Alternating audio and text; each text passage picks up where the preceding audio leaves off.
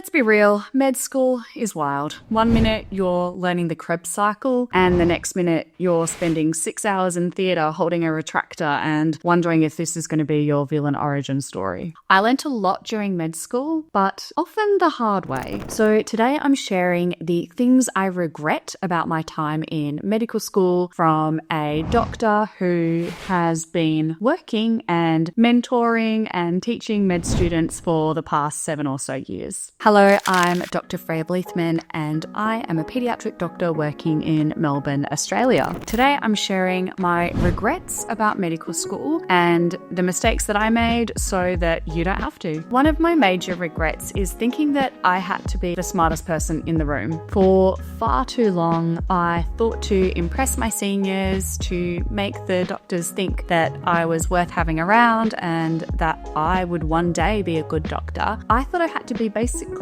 a walking, talking version of an Oxford handbook. But now that I am a doctor, I just want students who are curious and kind and put a little bit of effort in, show that they've done some of the pre-reading or watched a lecture about my specialty. But I certainly don't expect them to know everything. I don't expect them to know the answer to all the questions that I'm asking. I'm only asking you those questions because I don't want to just be preaching at you about things that you might already know, or even if you don't know them, someone talking at you is not a great way to learn. And I think on reflection, that was just what the doctors were doing when I was on my placement. But I thought if I didn't know the answer to the question, then I was letting them down or disappointing them. And I just wish I could tell my past medical student self that that's not the case. We want you to bring enthusiasm, not encyclopedic knowledge. None of us have that. My second regret is that I would always wait for permission rather than asking to become involved or to have an opportunity. I used to hover awkwardly around the side of the ward round and I didn't want to impose and I didn't want to waste the doctor's time and I didn't want to come off as pushy or like a massive gunner or anything like that. And I think because of that, I actually missed out on lots of experiences. Now as a doctor, I do try to be mindful of what might be helpful for a med student to do, but sometimes you're busy and you kind of forget to think, oh, actually the med student should try and do this cannula. Or you might not really have a gauge on what they feel comfortable doing or what they've done before if they haven't given any indication that they do want to practice their cannulas or whatever. But can I try is one of the most powerful phrases you can learn from medical school. And you'll hear no sometimes, but you'll also get a lot of sure, have a go, or even if you get a no, you've at least planted that seed and shown that doctor or supervisor or nurse or whatever that you're keen and that you want to learn. And if there comes a more appropriate opportunity for you to try and do something, then they'll have you at the forefront of their mind for that opportunity. My third regret is staying just to be seen or just to put in the time and complete the day. And what I mean is you'll be rostered with a team for, say, a day shift every day for 4 weeks.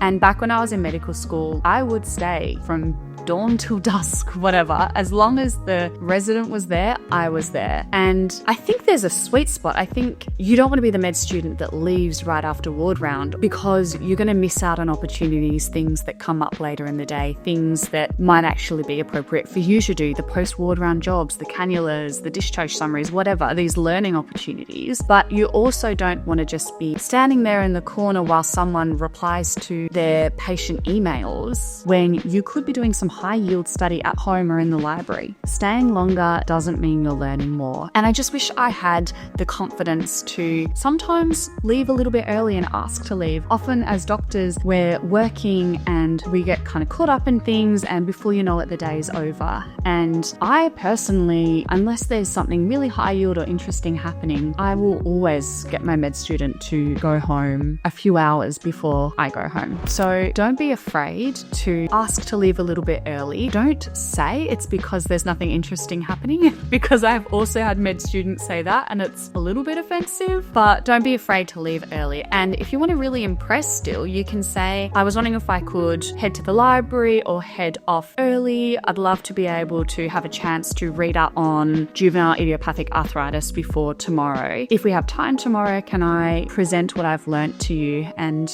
can you give me a little bit of feedback or help me explore my knowledge a little bit further? that is perfect because you're leaving early, but what the doctor hears is that you're super keen and you just want to go and learn about their specialty, and you're also committing yourself to revising something overnight that's relevant to the rotation that you're doing, and you'll probably get more out of the next day if you have a little bit more of an understanding of the disease that you're going to be seeing. Even if things do get really busy and you don't get the chance to present, you've still learnt with the intention to present and teach, and that's a really good way of consolidating knowledge. The fourth thing I regret is studying the hard way, and I had no concept of evidence-based study techniques or what the best way of learning different topics was when I was in medical school, and I viewed my study progress and study success purely by the number of hours that I had spent studying that day. So I would spend hours writing notes that I'd never read again, or I would just sit passively in a lecture theatre, maybe taking some notes again that I would never read again, but kind of hoping that the knowledge would wash over me and some of it would go in. Whereas really, if I'd just spent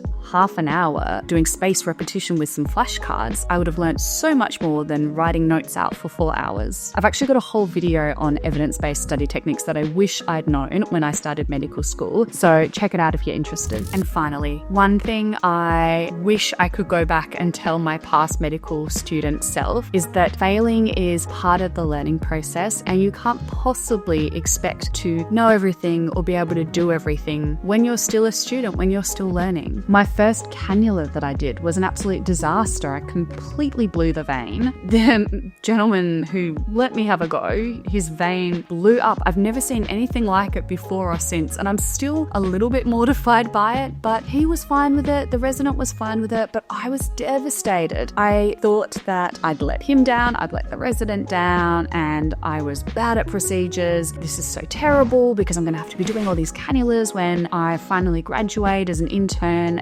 That's it. I'm not good at cannulas. Now that I've worked with so many medical students, what I realize is that we don't expect you to be able to get the cannula. If I have a med student doing their first cannula, I would be shocked if they got it in. I'd be super impressed, but it's not the expectation. In fact, when I've got a med student or a junior doctor practicing doing a cannula on a patient with me, I am sitting there kind of obviously helping them and being encouraging, but in the back of my mind, I'm thinking, okay, I'll go for that one if they miss, or maybe I'll just go for that one. Let them have a go, but there's a couple of options for me once they've had their 1 or 2 goes. And I just really wish I knew that at the time. Another example was when I was in my 3rd of 5 years of medical school, we had our first OSCEs, which are like our clinical exams where we do different stations, and you might be asked to take a history in one, do a certain examination in another, explain something to a patient in another, that kind of thing. And for our very first lot, we had to do 6 stations. We built up to 12 by the end, and we had to pass 3 of them. 50% of the stations and we would pass. And I failed 1 station. I still remember it was a thyroid exam. And when I got my results, even though I passed comfortably overall, I was devastated. And I really felt like it was the first actual kind of doctor skills exam that I'd had to do. And by me failing it, it meant that I was failing the indicator of whether or not I'd be a good doctor. And it sounds kind of ridiculous now, but that's really how I felt at the time. And looking back, it was just so clear that I was still learning, and that by me not passing 1 station had absolutely no bearing on the kind of doctor I was going to be. In fact, it was really just an indication that I hadn't learned how to study for clinical exams properly, and I just hadn't put in the reps, which is what you've got to do for those kind of exams. I was still used to the theory-based learning and the textbook-based learning rather than the actual kinesthetic, active process learning, muscle memory, all of that kind of thing, which you've got to do for those kind of exams. And that's fine. I've got a whole video actually on how I learnt from the mistakes I made in medical school and came up with a really directed system for learning the clinical exam procedure and how to pass the clinical exams for when I did my specialty exams in pediatrics. And one of the things in the drill, distill, deliver method is the drill part. You've just got to put in the reps. And really all that failing that 1 station of that 1 OSCE in hindsight told me was that I just hadn't put in the reps. Nothing about whether or not I'm a good doctor or I was going to be a good doctor. So med school's hard. You'll feel like like you don't know anything. You'll feel like everyone else is ahead of you or has more understanding of you or is more helpful to the medical team than you are. And I can tell you now that everyone feels like that. You continue to feel like that when you're a doctor. Be kind to yourself, ask questions, take breaks, share your failings with your peers as well as your wins. I'm a huge advocate for doing that in medicine as med students, but also as doctors, because we can learn from each other and it helps us feel less alone because we all have the same experiences. We all have difficult times, mistakes that we've made, learning, things that we've learned from difficult situations. Plus, the fact that you've even watched to the end of this video tells me everything I need to know about who you are as a medical student and the kind of doctor you're going to be. You clearly care and are committed to learning, and I think that's something to be really proud of. So if any of this resonated with you, if you are a doctor and can think of anything else that you would like to suggest to medical students reading the comments, please leave a comment below. If you're a medical student and there's a fear or a insecurity that I've not touched on, again, please leave a comment and I'll be sure to reply and probably just provide you with reassurance because you're doing a great job. I know by the fact that you're watching this that you're doing a great job. All right, I'll see you next time.